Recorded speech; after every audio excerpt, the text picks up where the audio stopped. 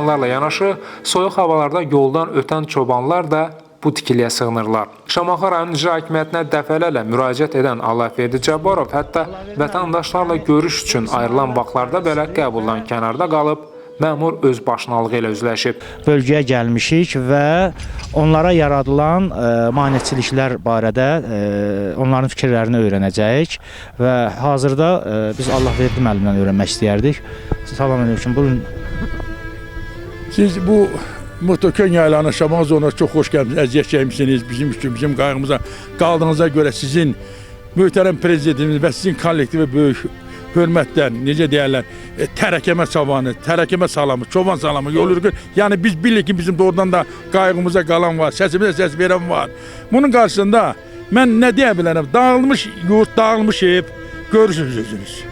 Çünki heç biz öz yerimizdə bu vəziyyətə qalmırdıq. Biz öz yerimizdə suyumuzu qoyurduq, onu gedib taras tapırdıq.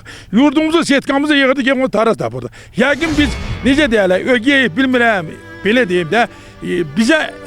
Ben 25 yıldır buradayım. 25 yılda ben burada 2000 qoyun sağlayam, dövlətim üçün sahibkaram. Hal-hazırda bax o kişinin yaylağında məskunlaşmışıq, dövlətimizi saxlayırıq. Ona görə də bu kişi bizə çox kömək eləyib hər şeydən. Yaylaqda mı, ondan sonra yolda mı? İndi də bu kişini bu günə salıblar. 25 ildir bu kişi burada yaşayıb. Biz də bunun hesabına bax o dağın başında da bizik. O yaylaq birincidir. Bizə çox kömək eləyib, həddindən artıq. İndi bu kişini bax bu vəziyyətə salıblar. İndi nə tədbiri nədirsə görün. 89-cu ildən bu Şamaxı ərazisində biz yaylaqda olan adamlarıq. Savxoz dövləti. Savxoz dövləti ilə, o da elə olub ki, vaxt gəlib, savxoz ləğv olunub, keçmişik özümüz fermer xüsusi təsərrüfata. Biz də ondan bura gözəl burada yoldaşlıq eləmişik bütün bu Şamaxı rayonunun keçmiş rəhbərləri ilə, icra hakimiyyəti ilə, bələdiyyə üzvləri ilə. Amma indi son vaxtlarda məsləhətlə bu qoruğa götürüləndən sonra, bu dövlətin işidir, ora qoruq götürüləndən sonra biz bu qoruqla qonşu yaşamalı olduq. İndi ancaq son vaxtlar bizə hətta yolundan da əziyyət çəkirik biz keçməsinə. Hər bir barədə əziyyət çəkirik ki, yəni biz yol gedək də, biz də burada əziyyət çəkirik çörəyimiz üçün, dolanacağımız üçün. Bu şeylər bizə elə problemlər gəlib, siz özünüz də gözlə görürsünüz. Yəni belə ki, bu çətinlikdir. Azərbaycan elə bir nümunəvi ölkədir ki, yəni Azərbaycanda hər şey nəzərdə olmalıdır. Hər şey, nətər deyərlər, yoluna getməlidir. Bunun üçün biz çəkiliş qrupu ilə birgə Allahverdi kişinin hansı problemlərlə qarşılaşdığını, xüsusilə başçı Asif Ağayevin və ətrafında çalışan məmurların hansı səbəbdən sahibkarı narazı salmasını öyrənməyə çalışdıq. Çəkiliş zamanı isə ürək ağrıdan mənzərələrlə qarşılaşaraq təəssüfçiləri keçirdik. Bu sizə maneə törədən konkret şəxslər kimlərdir və bir hansısa bir məqsədləri bəllidirmi? Məqsədləri haqqında sizə bir məlumat veriblərmi? Məqsədi bəllidir, bəli. Məqsədi bəllidir. Birinci deyim ki, mən bura 94-cü ildə qalmışdıq Ağdam-Qoyuq, qalıb Haramının düzündə, Muğanda, Şirvanda əziyyət çəkirdik. Yaylağımız da biz yaylaq olmuşuq. Bizim yaylağımız Sarıyer olub, Motokan olub, Dəldağ olub. Sahib bu möhtərəm prezidentin göstərişi ilə Fərman Ağamaliyev vardı. Kətləsələrdə yaylaq komitəsinin sədri idi. Ona göstəriş verdi, o da bizi burada yerləşdirdi. 540-50 yığdı burada mənim yerim var. Özüm də o vaxtdan, bu vaxtda 22 nəfər ailə ilə, bunlar da üzv olmaqla dövlətimizi burada saxlamışıq. Çətinliyimiz də olub, yolumuz da pis olub, şükür Allah, qoruqun yolumuz da gəlir. Amma bugün mən 6-cı ayın 23-də 12 dənə telegrama vermişəm. Bütün orqanlara, bütün başçıya mən yazmışam ki, xahiş edirəm məni bir saat olsa qəbul elə. Deyirlər, başçının qəbul gününə gəl. Mən gelmişəm ki, başçı qəbul eləmir. Mavinlərə demişəm, ha kömək eləməyib. Mən öz gücümə, öz necə deyərlər, dövlətimin gücünə. O qoyun ki var, o qoyun ki var ha. O qoyun hansı cəbh olsun, o cəbhəni yarmalıdır. Qoyun özünə yer eləməlidir. Çünki çığırı qoyun, Allah var. Peyğəmbər sırfasıdır bu. Biz onunla gəlmişik bura. Möhtərəm prezidentin bizə bu cür şərait yarıb, ulu önlərimiz. Ondan sonra davamızı İlham Əliyev. Mən bütün burada soruşa bilərsiniz, gizli əşkara. Mənim o bayrağımı sındırıb. Bax, indi gedib yeri sağ görkəcəyəm. Bax, daş orada durur. Səhv demirəm ki. Mən 20 il sonra bayraq saçmışam ki, istəyirsən Muxtökən yaylaq və yadigar qalsın. Allah verməm, o konkret olaraq o şəxslər kimlərdir? O ki, başçı, göstərişi başçı verib, başçının həl hazırda indi açdığı prezidentimiz maldarlığa görə bizə qabaqda aqroporum deyirlər. İndi başqa ad qoyublar. Ona bir ay, 2 ay dəyilib bina veriblər. Açılışına gəlib Kəndərzəv naziri. Altına Niva verib. Biri də mənim emuçur bu. Mən də Şamağıda yaşayıramsa mən də onun üzvüyəm. O dövləti o məndən maraqlanmadı. Qabaqda belə idi.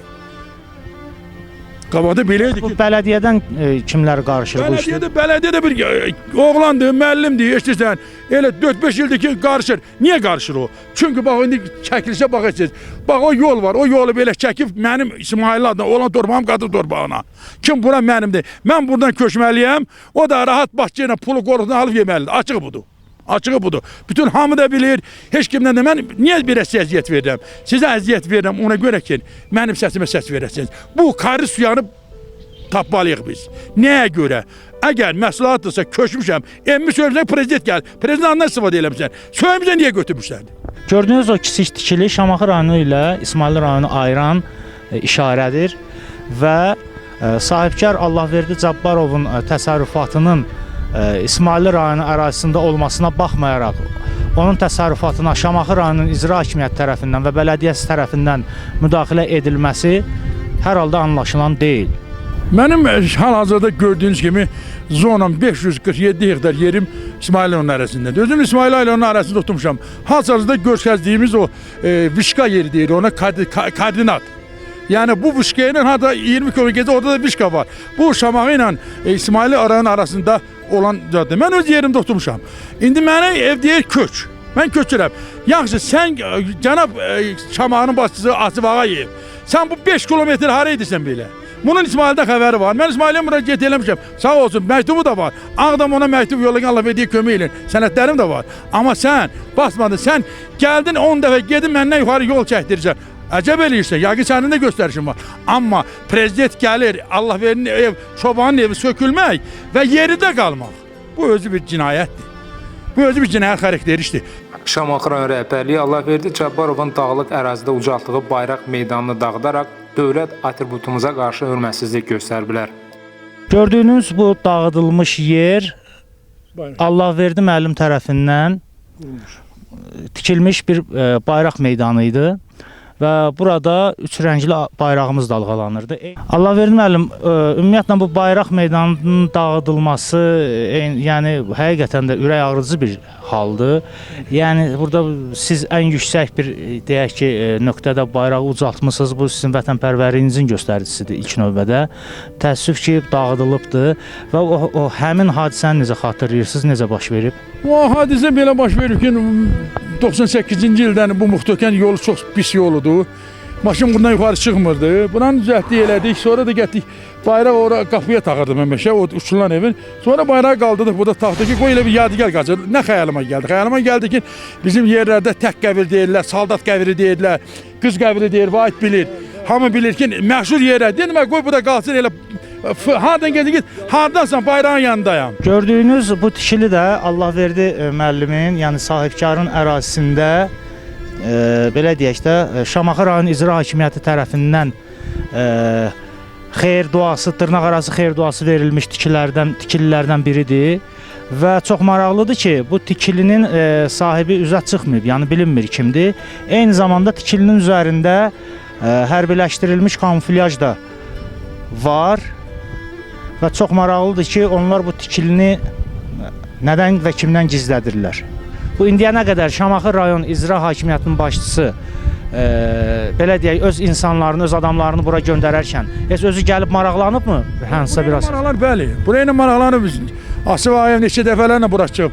Hər dəfə çıxdığımızda biz bir tərəkəmə cəmaatıq. Biz tərəkəmək, bizim tərəkəmənin dönüb içkanı, biz salam verməyi, onu elə bir ki, aparsın haca. Böyük hörmət eləyirsən. Məsələn, nazir özünü qoruqdur. Bilsən, mən nə deyirəm? Rövdə Abdullayev gəlin, maşını saxlayır, çobana deyir, bərəkətli olsun qoyunun, xoş gəlmişsiniz. Maşını da sürüb qoruq ilə gedir. Amma Asif Ağayev elə hərəkət edir ki, heç üzünlə görmürük.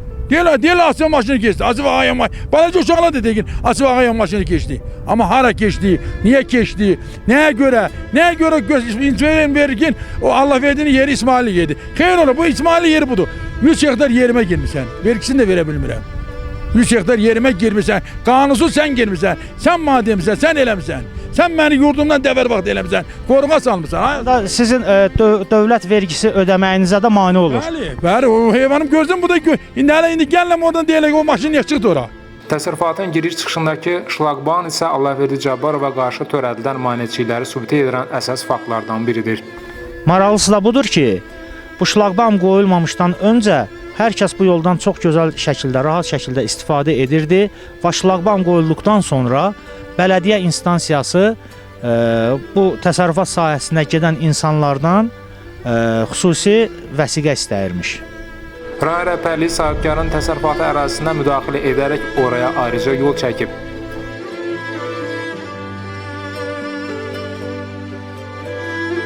Çəkilişimizin əvvəlində gördüyünüz dağıdılmış evin sakinləri hazırda, yəni oradan çıxaraq məcburi şəkildə ərazinin son hissəsinə qədər gəliblər və burada yenidən alaçıq qurublar və gördüyünüz bu balaca uşaqlar, gördüyünüz bu zəhmətkeş insanlar hamısı buradan öz ruzi bərəkətlərini qazanırlar və biz çox təəssüf edirik ki, zəhmətkeş insanların üzərində ağsaqqallıq eləyən, böyüklük eləyən Allahverdi müəllimin təsərrüfatına qarşı bu qədər haqsızlıqlar baş verir və bu haqsızlıqların Şamaxı rayon icra hakimiyyəti tərəfindən görülməsi və bu barədə müəyyən faktların ortaya çıxması bizlərin bu məsələnin daha da dərindən araşdırılmasına sövq edəcək.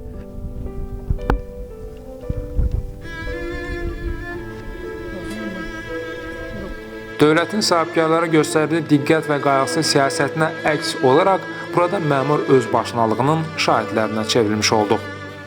Göründüyü kimi artıq bu təsərrüfat ətrafında məsələlər daha da böyüməkdədir və hətta korrupsiyalarına yol verilməsi barədə fikirlər səsləndirilir və biz bu məsələni daha dərindən araşdırmaq üçün təsərrüfatı daha geniş şəkildə gəzib və öz təhlillərimizi aparacağıq.